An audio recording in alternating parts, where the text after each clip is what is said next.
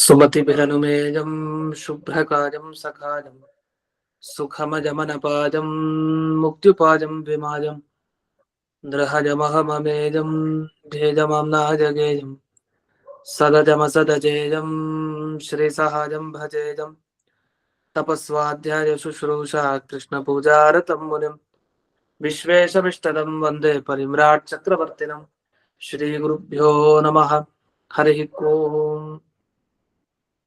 शिदपत्ते नित्या गणित गुणमाणिक्य विशद प्रभाजालोल्लासोपहत सकलावद्य तमसे जगज्जन्मस्थेम प्रलय रचनाशील वपुषे नमो शेषां नाज स्मृति हृदय दीप्ताय हरजे येन प्रादुरभावि भूमिवरजे वस्तारि गोसन्ततेः प्राबोधिश्रुति पंकजं करुणया प्राकाशितत्वं परं ध्वान्तं ध्वंसमनादि साधनिकरश्चाकारि सन्मार्गगः तेन व्यासदिवाकरेण सततं मात्याजिमेवानसं व्याप्तिर्यस्य निजे निजेन महसा पक्षे सपक्षे स्थितिः व्यावृत्तिश्च विपक्षतोऽथ विषये शक्तिर्न वै बाधिते नैवास्ति प्रतिपक्षयुक्तिरतुलं शुद्धं प्रमाणं समे भूयात् तत्त्वविनिर्णयाय भगवान् आनन्दतीर्थो मुनिः भवति यदनुभावात् तेन मूकोऽपि वाग्मे जडमतिरपि जन्तुर्जायते प्राज्ञमौलिः सकलवचन चेतो देवता भारती सा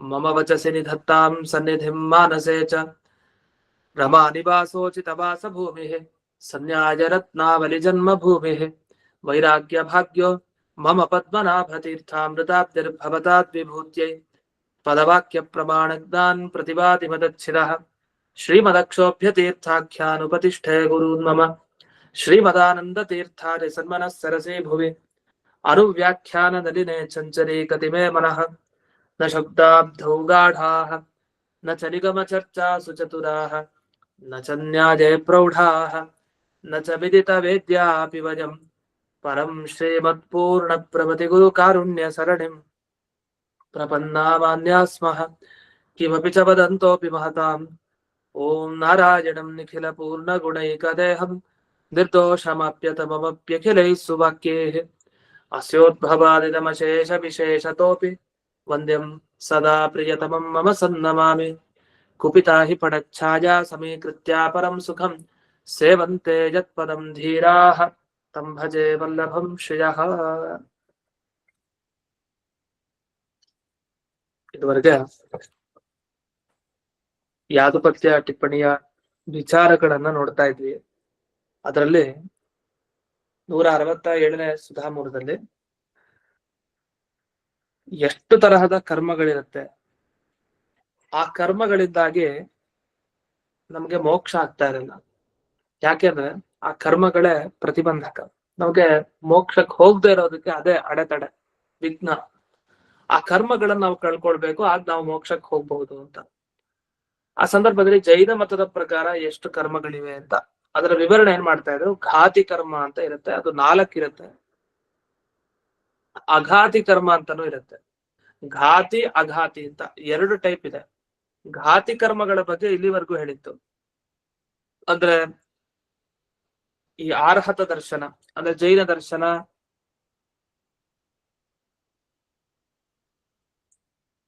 ಜೈನ ದರ್ಶನ ಮೋಕ್ಷಕ್ಕೆ ಕಾರಣ ಅಲ್ಲ ಅಂತ ತಿಳ್ಕೊಂಡ್ರೆ ಅದು ಒಂದು ಅಜ್ಞಾನ. ಅಂತ ಅಜ್ಞಾನ ಇರಬಾರ್ದು, ವಿಪರೀತ ಜ್ಞಾನನೂ ಇರಬಾರ್ದು. ಅದು ಒಂದು ಕರ್ಮ. ನಮ್ಗೆ ಆ ಕರ್ಮ ಇದ್ದಾಗ ಆ ರೀತಿ ತಿಳ್ಕೊಂಡಿದ್ರೆ ಆಗ ಅಂಥವ್ರು ಮೋಕ್ಷಕ್ಕೆ ಹೋಗ್ಲಿಕ್ಕೆ ಸಾಧ್ಯ ಇಲ್ಲ. ಹೀಗೆ ಅನೇಕ ಕರ್ಮಗಳನ್ನ ಹೇಳಿದ್ರು. ಹಾಗಾದ್ರೆ ಈ ಎಲ್ಲ ಕರ್ಮಗಳನ್ನ ಕಳ್ಕೊಳ್ಳೋದು ಹೇಗೆ ಅಂದ್ರೆ ಸಮ್ಯಕ್ ಜ್ಞಾನ ಪಡಿಬೇಕು, ಒಳ್ಳೆ ಜ್ಞಾನ. ಯಾಕೆಂದ್ರೆ ಇದೇನಂದ್ರು, ಜೈನ ಮತವನ್ನ ಯಾರು ಅಭ್ಯಾಸ ಮಾಡ್ತಾರೋ ಅಂಥವರಿಗೆ ಮೋಕ್ಷ ಇಲ್ಲ ಅಂತ ತಿಳಿದುಕೊಂಡ್ರೆ ಅದೊಂದು ವಿಪರೀತ ಜ್ಞಾನ ಅಂತ ಹೇಳಿದ್ದಾರೆ ಅವರು. ನಮಗೇನ್ ವಿಪರೀತ ಜ್ಞಾನ ಅಲ್ಲ, ನಮಗದ್ ಸರಿಯಾದ ಜ್ಞಾನನೇ. ಆದ್ರೆ ಅವ್ರಿಗೆ ಜೈನ ಮತಾಭ್ಯಾಸ ಮಾಡಲ್ಲ ಯಾರು, ಅಥವಾ ಜೈನ ಮತಾಭ್ಯಾಸ ಮಾಡಿದ್ರು ಉಪಯೋಗ ಇಲ್ಲ, ಅದ್ ಮೋಕ್ಷಕ್ಕೆ ಕಾರಣ ಅಲ್ಲ ಅಂತ ಯಾರು ತಿಳ್ಕೊಂಡಿರ್ತಾರೆ, ಅದೊಂದು ವಿಪರೀತ ಜ್ಞಾನ. ಅದು ಹೋಗ್ಬೇಕಲ್ಲ. ಆ ವಿಪರೀತ ಜ್ಞಾನ ಹೋಗೋದು ಯಾವಾಗ?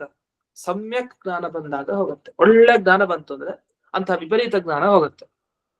ಅಷ್ಟೇ ಅಲ್ಲ, ಕೆಲವರಿಗೆ ಸಂಶಯ ಇರುತ್ತೆ. ಈಗ ಅನೇಕ ಮೋಕ್ಷ ಮಾರ್ಗಗಳಿವೆ, ಇದು ಮೋಕ್ಷದ ದಾರಿ, ಇದು ಮೋಕ್ಷದ ದಾರಿ, ಎಷ್ಟು ದಾರಿ ಇದೆ ಕಣ್ಮುಂದೆ? ಬೇಕಾದಷ್ಟಿದೆ. ಕಿವಿಗ್ ಬಂದು ಹೇಳ್ದವರು ಬೇಕಾದಷ್ಟು ಜನ ಇದ್ದಾರೆ, ಇದು ಮೋಕ್ಷಕ್ಕೆ ಹಾದಿ, ಇದು ಮೋಕ್ಷಕ್ಕೆ ಹಾದಿ. ಸಂಶಯ ಬಂತು, ಈ ಸಂಶಯ ಹೋಗೋವರೆಗೂ ಅವನು ಮೋಕ್ಷಕ್ಕೆ ಹೋಗ್ಲಿಕ್ಕೆ ಆಗಲ್ಲ. ಹಾಗಾದ್ರೆ ಸಂಶಯವಾಗಲಿ ವಿಪರೀತ ಜ್ಞಾನ ಆಗ್ಲಿ ಎರಡೂ ಹೋಗ್ಬೇಕು. ಅದು ಹೋಗೋದು ಯಾವಾಗ? ಸಮ್ಯಕ್ ಜ್ಞಾನದಿಂದ, ಒಳ್ಳೆ ಜ್ಞಾನದಿಂದ. ಅದನ್ನೇ ಜೈನರೇನ ಹೇಳ್ತಾರೆ, ಸಮ್ಯಕ್ ಜ್ಞಾನ, ಸಮ್ಯಕ್ ದರ್ಶನ ಇದೆಲ್ಲ ಬೇಕು. ಸಮ್ಯಕ್ ಚಾರಿತ್ರ್ಯ ಅಂತ ಮೂರ್ ಹೇಳ್ತಾರೆ. ರತ್ನತ್ರಯಗಳು ಅಂತ ಅವರ ಸಿದ್ಧಾಂತದಲ್ಲಿದೆ. ಅದನ್ನ ಮೊದಲ ದಿವಸ ಹೇಳಿದ್ದೆ ಬಹುಶಃ ಜೈನ ಮತದ ಪ್ರಾರಂಭದ ದಿವಸ. ರತ್ನತ್ರಯ, ಮೂರು ರತ್ನ ಇದೆ ಅವರ ಸಿದ್ಧಾಂತದಲ್ಲಿ. ಸಮ್ಯಕ್ ದರ್ಶನ, ಸಮ್ಯಕ್ ಜ್ಞಾನ, ಸಮ್ಯಕ್ ಚಾರಿತ್ರ್ಯ ಅಂತ ಇದೆ. ಈ ಅದನ್ನೇ ಸಮ್ಯಕ್ ಜ್ಞಾನ, ಸಮ್ಯಕ್ ದರ್ಶನ ಅಂತ ಏನ್ ಹೇಳಿದೆ. ಅಲ್ಲಿ ದರ್ಶನ ಅನ್ನೋದ್ರ ಬಗ್ಗೆ ಈಗ ವಿವರಣೆ ಕೊಟ್ಟೆ. ಆರ್ಹತ ದರ್ಶನ ಅಭ್ಯಾಸ ಮಾಡೋರ್ಗೆ ಮೋಕ್ಷ ಸಿಗತ್ತೆ ಅಂತ ಜ್ಞಾನ ಇರ್ಬೇಕಂತೆ. ಇದು ಒಳ್ಳೆ ಜ್ಞಾನ, ಸಮ್ಯಕ್ ಜ್ಞಾನ. ಇನ್ನೊಂದು ಸಮ್ಯಕ್ ಜ್ಞಾನ ಮೋಕ್ಷಕ್ಕೆ ಕಾರಣ ಅಲ್ಲ ಅಂತ ಒಂದು ವಿಪರೀತ ಜ್ಞಾನ ಇರುತ್ತೆ. ಅಂತ ವಿಪರೀತ ಜ್ಞಾನ ಇರಬಾರ್ದು. ಹಾಗೆ ತೀರ್ಥಂಕರರು ಏನೇನು ಉಪದೇಶ ಕೊಡ್ತಾರೆ ಅದೆಲ್ಲ ಸರಿಯಾಗಿದೆ ಅಂತ ತಿಳ್ಕೊಂಡಿರ್ಬೇಕು, ಅಲ್ಲಿ ಮೋಹ ಇರಬಾರ್ದು. ಮತ್ತೆ ಮೋಕ್ಷ ಮಾರ್ಗದಲ್ಲಿ ಹೋಗೋರ್ಗೆಲ್ಲ ಅಡೆತಡೆಗಳನ್ನ ಹೊಂದುವಂತಹ ಜ್ಞಾನ ಇದೆ, ಅಡೆತಡೆಗಳನ್ನ ಉಂಟು ಮಾಡುವಂತ ಜ್ಞಾನ ಇರುತ್ತೆ. ಅಂತಹ ಜ್ಞಾನವನ್ನೆಲ್ಲ ಕಳ್ಕೊಳ್ಬೇಕು. ಈ ತರ ಎಲ್ಲ ಬಂತು. ಅದೊಂದು ಒಟ್ಟೇನಾಯ್ತು ಅಂದ್ರೆ, ಸಮ್ಯಕ್ ಜ್ಞಾನಾತ್ ಸಂಶಯ ವಿಪರ್ಯಯ ನಿವೃತ್ತೇ ಲೋಕೆ ದರ್ಶನಾತ್ ಅಂತ ಇದೆ ಯಾದೃತದಲ್ಲಿ ವಾಕ್ಯ ಬಂತು. ಲೋಕದಲ್ಲಿ ನಮ್ಗೆ ಏನ್ ಕಟ್ಟಿದೆ ಅಂದ್ರೆ, ಒಬ್ಬನಿಗೆ ಒಂದ್ ವಿಷಯದಲ್ಲಿ ತುಂಬಾ ಡೌಟ್ ಬಂದ್ರೆ ಆ ಡೌಟ್ ಹೋಗೋವರೆಗೂ ಅವನಿಗೆ ಫಲ ಸಿಗಲ್ಲ. ಹಾಗೆ ಒಬ್ಬರ ಬಗ್ಗೆ ವಿಪರೀತವಾಗಿ ತಿಳ್ಕೊಂಡ್ಬಿಟ್ಟಿರ್ತಾನೆ, ಸರಿಯಾಗಿ ತಿಳ್ಕೊಂಡಿರಲ್ಲ. ಅವ್ರ ಬಗ್ಗೆ ಇರೋದನ್ನ ಬಿಟ್ಟು ಇಲ್ಲದೇ ಇರೋದನ್ನೆಲ್ಲ ತಿಳ್ಕೊಂಡಿರ್ತಾನೆ. ಅಲ್ಲಿ ವಸ್ತುತಃ ಏನ್ ಇಲ್ವೇ ಇಲ್ಲ, ಅದು ಇಲ್ಲದೆ ಇರೋದನ್ನೆಲ್ಲ ಗುಣಗಳನ್ನ ತಿಳ್ಕೊಂಡಿರ್ತಾನೆ. ವಿಪರೀತ ಜ್ಞಾನ. ಈ ವಿಪರೀತ ಜ್ಞಾನ ಸಂಶಯ ಬಂದ್ರೆ ಒಬ್ಬ ಜೀವನಿಗೆ ಬದುಕಿದ್ದು ಸತ್ತಾಗ ಆಗ್ಬಿಡ್ತಾನೆ. ಅದು ಹೋಗ್ಬೇಕು. ಅದು ಹೋಗ್ಬೇಕು ಅಂದ್ರೆ ಸಮ್ಯಕ್ ಜ್ಞಾನ ಬರ್ಬೇಕು. ಸಮ್ಯಕ್ ಜ್ಞಾನ ಬಂದವನ್ಗೆ ತಕ್ಷಣ ಹೇಗ್ ಬೆಳಕ್ ಬಂದ್ರೆ ಕತ್ತಲೆ ಹೋಗತ್ತಲ್ಲ, ಆ ತರಹ ಜ್ಞಾನ ಬಂದ ಕೂಡಲೇ ಅಜ್ಞಾನದ ಪ್ರಭೇದ, ಸಂಶಯ ಅಂದ್ರೆ ಅದು ಒಂದ್ ರೀತಿ ಅಜ್ಞಾನನೇ, ವಿಪರೀತ ಜ್ಞಾನವೂ ಅಜ್ಞಾನವೇ, ಈ ಎರಡೂ ಕೂಡ ಹೋಗುತ್ತೆ ಅಂತ ಹೇಳ್ತಾರೆ. ಹಾಗಾಗಿ ಸಂಶಯ ವಿಪರ್ಯಯ ಜೊತೆಗೆ ಇದೊಂದಿದೆ, ಯಾವುದು? ಅಜ್ಞಾನ.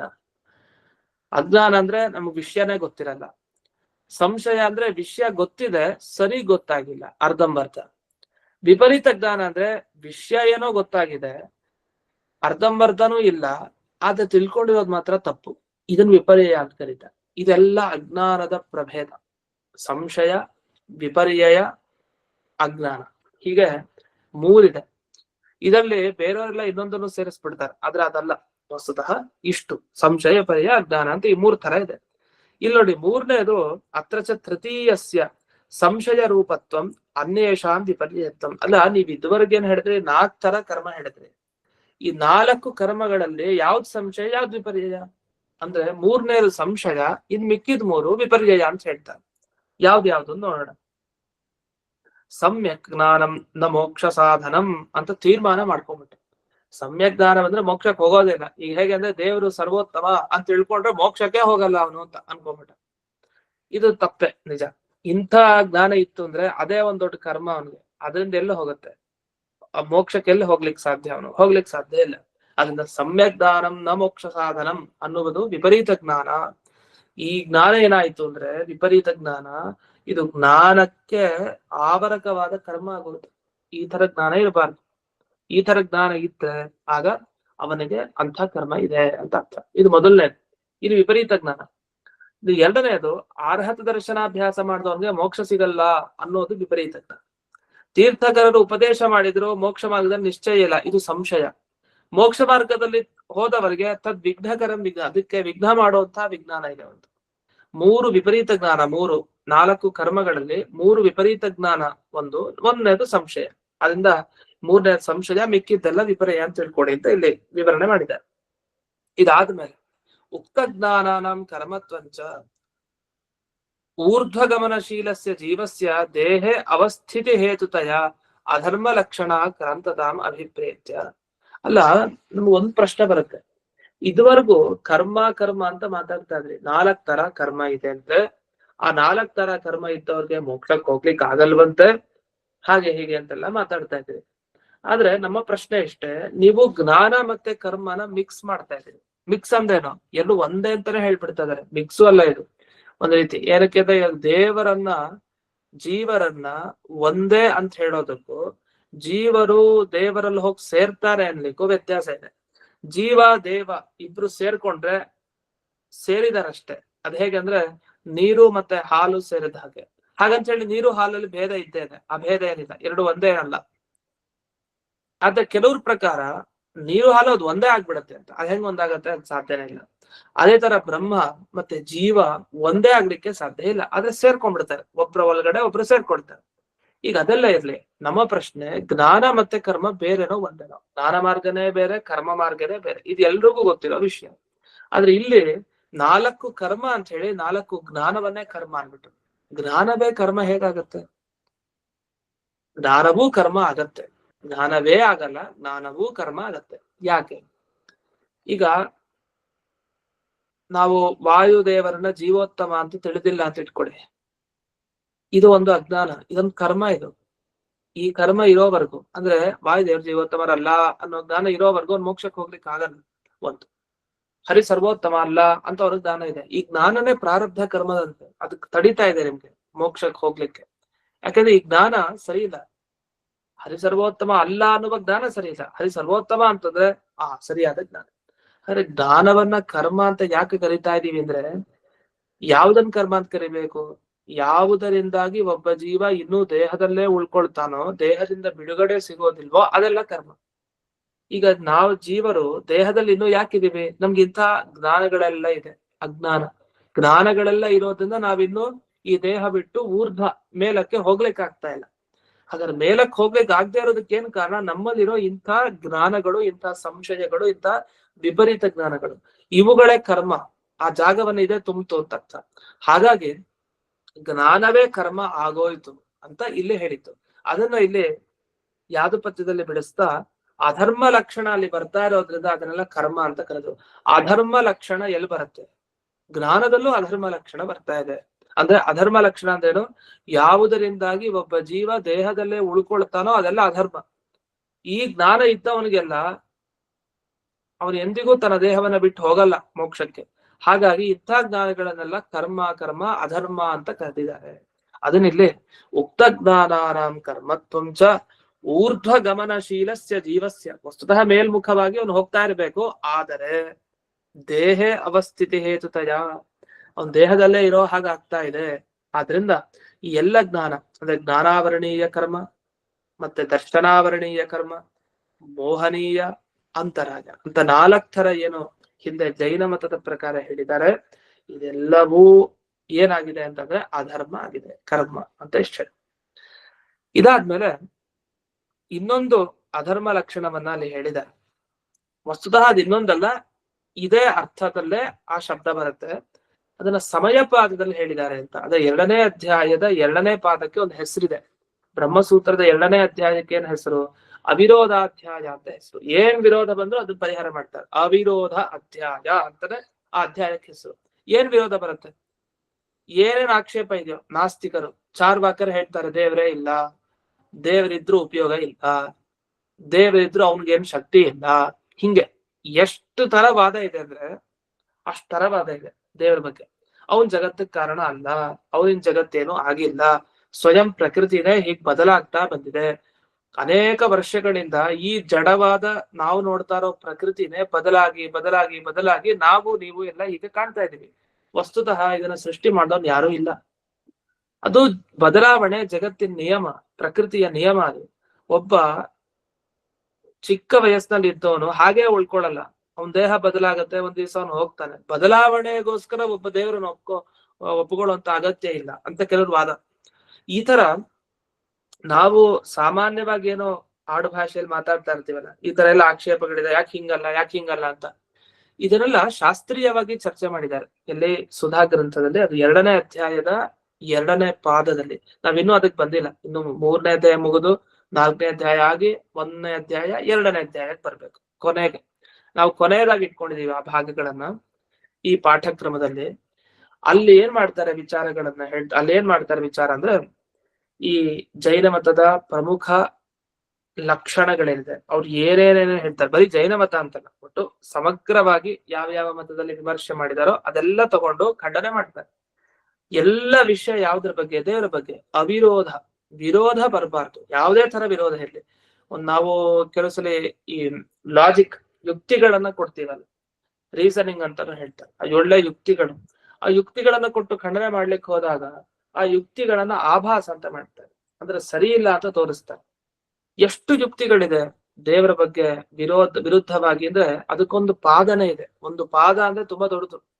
ನಾವೀಗ 3ನೇ ಅಧ್ಯಾಯ 3ನೇ ಪಾದ ಓದ್ತಾ ಇದೀವಿ. 1, 2ನೇ ಪಾದ ಮುಗೀತು, 3ನೇ ಪಾದಕ್ಕೆ ಬಂದಿದೀವಿ.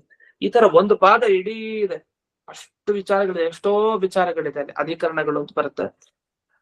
ಅಂತ ಎಲ್ಲಾ ಅಧಿಕರಣದಲ್ಲಿ ಏನೇನೇನು ಆಕ್ಷೇಪ ಮಾಡ್ಬೋದು ಅಷ್ಟು ಆಕ್ಷೇಪ ಮಾಡಿ ಕೊನೆಗೆ ಜಯತೀರ್ಥರು ಎಲ್ಲದಕ್ಕೂ ಉತ್ತರ ಕೊಟ್ಟಿದ್ದಾರೆ. ಎಲ್ಲದಕ್ಕೂ ಅದಕ್ಕೆ ಮೂಲ ಅನುವ್ಯಾಖ್ಯಾನ ಆಚಾರ್ಯದ್ದು. ಅಂತೂ ಎಲ್ಲದಕ್ಕೂ ಉತ್ತರ ಇದೆ. ಇದು ಯುಕ್ತಿಪಾದ ಅಂತ ಅದಕ್ಕೆ ಹೆಸರು ಕೊಡ್ತಾರೆ. ಆ ಪಾದದಲ್ಲಿ ಬರೀ ಯುಕ್ತಿಗಳ ಬಗ್ಗೆ ವಿಚಾರ. ಪಾದ ಅಂದ್ರೆ ಒಂದು ವಿಭಾಗ. ಒಂದು ಅಧ್ಯಾಯದಲ್ಲಿ ಒಂದೊಂದು, ಈಗ ಒಬ್ಬ ಮನುಷ್ಯನಿಗೆ 2 ಪಾದ ಇರುತ್ತೆ, ಪ್ರಾಣಿಗಳಿಗೆ 4 ಕಾಲು, ಹಾಗೆ ಒಂದೊಂದು ಅಧ್ಯಾಯಕ್ಕೆ 4 ಕಾಲುಗಳ ತರ 4 ಪಾದ. ಒಂದೊಂದು ಪಾದದಲ್ಲಿ ಒಂದೊಂದ್ರ ಬಗ್ಗೆ ವಿಚಾರ ಮಾಡ್ತಾರೆ. ಅದು 2ನೇ ಪಾದ ಸಮಯ ಪಾದ ಅಂತಾನೆ ಅದಕ್ಕೆ ಹೆಸರು. ಇಲ್ಲಿ ಯಾಕೆ ಹೇಳ್ದೆ ಅಂದ್ರೆ, ಇಲ್ಲಿ ಯಾದುಪತ್ಯ ಟಿಪ್ಪಣಿಲು ಆ ಮಾತು ಬಂದಿದೆ, ಸಮಯ ಪಾದೇ ಉತ್ತಮ ಅಂತ ಹೇಳ್ತಾರೆ. ನಮ್ಗೆ ಏನ್ ಗೊತ್ತಾರ ಸಮಯ ಪಾದದಲ್ಲಿ ಏನ್ ಸಮಯ ಪಾದ ಅಂದ್ರೆ 2ನೇ ಅಧ್ಯಾಯದ 2ನೇ ಚಾಪ್ಟರ್ ನಲ್ಲಿ ಹೇಳಿದ್ದಾರೆ ಅಂತ ಅರ್ಥ ಅಷ್ಟೇ. ಅದಕ್ಕೆ ಸಮಯ ಪಾದ ಅಂತ ಕರೀತಾರೆ. 2ನೇ ಅಧ್ಯಾಯದ 2ನೇ ಪಾರ್ಟಿಗೆ. ಸಮಯ ಅಂದ್ರೇನು? ದರ್ಶನಗಳು ಅಂತ ಅರ್ಥ. ಅಂದ್ರೆ ಸಿದ್ಧಾಂತಗಳು, ಅಂದ್ರೆ ಚಾರ್ವಾಕ, ಜೈನ, ಬೌದ್ಧ, ಅದ್ವೈತ ದರ್ಶನ, ರಾಮಾನುಜ ದರ್ಶನ, ಸಾಂಖ್ಯ ದರ್ಶನ, ಮತ್ತೆ ಬೌದ್ಧ ಬಂದೇ ಬಂತು. ಹೀಗೆ ಚಾರ್ವಾಕ ದರ್ಶನ, ಶಾಕ್ತ ದರ್ಶನ, ಅಂದ್ರೆ ಶಕ್ತಿಯೇ ಸರ್ವೋತ್ತಮ ದೇವತೆ, ಅತೀಂದ್ರಿಯ, ಅಂದ್ರೆ ಸ್ತ್ರೀ ದೇವತೆಗೆ ಪ್ರಾಧಾನ್ಯ ಕೊಡೋರು, ಪುರುಷರ ದೇವತೆ ಅಲ್ಲ, ಉಪಯೋಗ ಇಲ್ಲ ಅಂತ ಸ್ತ್ರೀ ದೇವತೆಗೆ ಪ್ರಾಧಾನ್ಯ ಕೊಡೋರು. ಹೀಗೆ ಇಷ್ಟೆಲ್ಲ ಮತಗಳ ವಿಮರ್ಶೆ ಅಲ್ಲಿ ಬಂದಿದೆ. ಪತಂಜಲಿಗಳ ಮತನು ವಿಮರ್ಶೆ ಆಗಿದೆ ಅಲ್ಲಿ. ಪತಂಜಲಿ ಮತನು ಸರಿ ಇಲ್ಲ ಅಂತ ಅಲ್ಲಿ ನಿರೂಪಣೆ ಮಾಡಿದೆ. ಇಷ್ಟೆಲ್ಲ ಮತಗಳ ವಿಮರ್ಶೆ ಆಗಿರುವಂತಹ ಪಾದ ಸಮಯ ಪಾದ. ವೈಶೇಷಿಕರು ಅಂತ ನ್ಯಾಯಶಾಸ್ತ್ರನಲ್ಲಿ ಹೇಳ್ತಾರೆ. ನ್ಯಾಯಶಾಸ್ತ್ರ ಅವ್ರದ್ದು ವೈಶೇಷಿಕರ ಪ್ರಕ್ರಿಯೆ ಪರಮಾಣುವಾದ ಅಂತ ಹೇಳ್ತಾರೆ. ಇಡೀ ಜಗತ್ತಿನ ಸೃಷ್ಟಿ ಪರಮಾಣುವಿನಿಂದ ಆಗಿದೆ, ಒಂದಿಷ್ಟು ಪರಮಾಣುಗಳು ಸೇರಿ ಸೇರಿ ಇಡೀ ಜಗತ್ತಾಗಿದೆ ಅಂತ ಹೇಳ್ತಾರೆ. ಹಾಗಂತೇಳಿ ಅವರು ದೇವರನ್ನು ಒಪ್ಪಿದ್ದಾರೆ, ದೇವರನ್ನು ಒಪ್ಪಿಲ್ಲ ಅಂತಿಲ್ಲ ಅವರು. ಹಾಗೆ ಪರಮಾಣುಗಳಿಂದ ಜಗತ್ತಿನ ಸೃಷ್ಟಿಯಾಗಿದೆ ಅಂತ ಅವ್ರು ಒಪ್ಪಲ್ಲ. ಭಗವಂತನಿಗೆ ಇಚ್ಛೆ ಬರುತ್ತೆ, ಇಚ್ಛೆಯಿಂದಾಗಿ ಪರಮಾಣುಗಳಲ್ಲಿ ಒಂದು ಕ್ರಿಯೆ ಆಗತ್ತೆ, ಅದು ಸೇರ್ಕೊಂಡು ಒಂದು ಜಗತ್ತಾಗತ್ತೆ ಅಂತ ವರ್ಣನೆ ಮಾಡ್ತಾರೆ. ಆ ವಾದದ ಖಂಡನೆ ಮಾಡ್ತಾರೆ ಜಯತೀರ್ಥರು ಸುಂದರವಾಗಿ. ಅಲ್ಲೆಲ್ಲ ಏನಾಗುತ್ತೆ, ಬ್ರಹ್ಮಸೂತ್ರ ಒಂದು 5-6 ಸೂತ್ರಗಳನ್ನ ಬರೆದಿದ್ದಾರೆ ವೇದವ್ಯಾಸರು. ಸ್ವಲ್ಪ 1-2-3 ಲೈನ್ ತಗೊಂಡಿದ್ದಾರೆ ಬ್ರಹ್ಮಸೂತ್ರಗಳು ಚಿಕ್ಕದಾಗಿ. ಅದಕ್ಕೆ ಆಚಾರ್ಯರು ವಿವರಣೆ ತುಂಬಾ ಮಾಡಿದ್ದಾರೆ, ಆದ್ರೆ ಅದು ಅಲ್ಪನೆ, ನಮ್ಗೆ ಆ ಶ್ಲೋಕ ನೋಡಿದ್ರೆ ಅರ್ಥ ಆಗಲ್ಲ. ಅದೇ ಜಯತೀರ್ಥರು ಅದಕ್ಕೆ ಲಿಂಕ್ ಕೊಟ್ಟು ತಮ್ಮದೇ ಒಂದು ಶೈಲಿಯಲ್ಲಿ ಇದು ವಿಸ್ತಾರವಾಗಿ ಅದಕ್ಕೆಲ್ಲ ಅರ್ಥ ಬೆಳೆಸಿದ್ದಾರೆ. ತುಂಬಾ ಒಳ್ಳೆ ವಿಮರ್ಶೆ. ಆ ವಿಮರ್ಶೆ ಸರಿಯಾಗಿ ನಮ್ಗೆ ಅರ್ಥ ಆಗ್ಬೇಕು ಅಂದ್ರೆ ಮೊದಲೇ ಓದ್ಬಿಟ್ರೆ ಅರ್ಥ ಆಗಲ್ಲ. ಈ ತರ 3ನೇ ಅಧ್ಯಾಯ 4ನೇ ಅಧ್ಯಾಯ 1ನೇ ಅಧ್ಯಾಯ ಓದದ ಮೇಲೆ ಒಂದು ಶಾಸ್ತ್ರದಲ್ಲಿ ಒಂದು ಹಿಡಿತ ಬಂದಿರುತ್ತೆ. ಆ ಹಿಡಿತ ಬಂದಾಗ ಇಲ್ಲೇನು ಹೇಳ್ತಾರೆ ಅಂತ ಆಗ ಆ ಮತ ವಿಮರ್ಶೆಗೆ ಹೋಗ್ಬೇಕು. ಆಗ ಇವರು ಹರಿಸರ್ವೋತ್ತಮತ್ವ ಸ್ಥಾಪನೆ ಹೇಗ್ ಮಾಡ್ತಾರೆ, ಶಾಸ್ತ್ರದ ಸಾರ ಏನು ನಾವ್ ಹೇಳ್ತೀವಿ. ವಾಯು ಜೀವೋತ್ತಮತ್ವ ಹರಿಸರ್ವೋತ್ತಮತ್ವ ಬಹಳ ಮುಖ್ಯ ಪ್ರಮೇಯ 2 ಅಂತ. ಈ 2ನ್ನ ಯಾಕೆ ಅಷ್ಟು ಒತ್ತು ಕೊಟ್ಟು ಹೇಳೋದಂದ್ರೆ, ಇಡೀ ಸುಧಾ ಓದಿದಾಗ, ಇಡೀ ಅನುವ್ಯಾಖ್ಯಾನ ಓದಿದಾಗ ಇವರ ದೃಷ್ಟಿ ಎಲ್ಲಿತ್ತು ಅಂದ್ರೆ, ಏನೇ ವಿರೋಧ ಬರ್ಲಿ ಎಲ್ಲ ವಿರೋಧಗಳನ್ನ ಪರಿಹಾರ ಮಾಡಿ ಅವಿರೋಧ ಚೆನ್ನಾಗಿ ಪರಿಹಾರ ಮಾಡಿ ಮಾಡಿ ಮಾಡಿ ಹರಿಸರ್ವೋತ್ತಮತ್ವ ಸ್ಥಾಪನೆ ಅಂತ. ಅನಂತ ಗುಣ ಪರಿಪೂರ್ಣತ್ವ, ಜಗಜ್ಜನ್ಮಾದಿ ಕಾರಣತ್ವ ಎಲ್ಲ ಇದ್ರೆ ಏನರ್ಥ, ಅವನಿಗಿಂತ ಯಾರು ಉತ್ತಮರಿಲ್ಲ, ಅವನೊಬ್ಬನೇ ಉತ್ತಮ, ಹರಿಸರ್ವೋತ್ತಮ ಅಂತ ತಾತ್ಪರ್ಯ. ಅದನ್ನೇ ಹೇಳಿಕ್ ಹೊರಟಿದ್ದು. ಆದ್ರೆ ಅದನ್ನ ಮೊದಲನೇ ಸಲಿನ ಹೇಳಲ್ಲ ತಕ್ಷಣ, ನಾವ್ ಇದನ್ನೇ ಹೇಳಿಕ್ ಹೊರಟಿವಿ ಅಂತ ಎಲ್ಲ ಹೇಳಿ ಮತ ಖಂಡನೆ ಮಾಡಿ ಇದರಿಂದ ಏನಾಯ್ತು ಕೊನೆಗೆ, ಭಗವಂತ ಅನಂತ ಗುಣ ಪರಿಪೂರ್ಣ. ಅದನ್ನೇ ಆಚಾರ್ಯರು ಅನುವ್ಯಾಖ್ಯಾನ ಶ್ಲೋಕದಲ್ಲಿ ನಾರಾಯಣಂ ನಿಖಿಲ ಪೂರ್ಣ ಗುಣೈಕ ದೇಹಂ ನಿರ್ದೋಷಮಾಪ್ಯತಂ ಅಂತ ಹೇಳಿದ್ದು.